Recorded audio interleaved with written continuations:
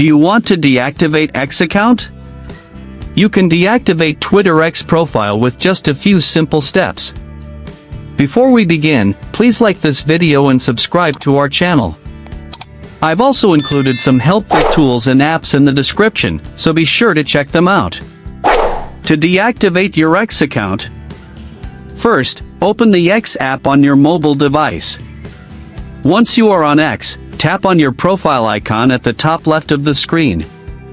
From the menu, tap on Settings and Support. Now, from the expanded menu, tap on Settings and Privacy. A new screen will open with different options. From here, find and tap on your account. Here you will see different options. From here, tap on Deactivate Account. A new screen will open with information about account deactivation. Scroll down to the bottom of the screen. Tap on the Deactivate button.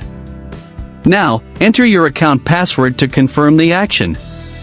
Finally, tap Deactivate again. Now, your X account will be deactivated.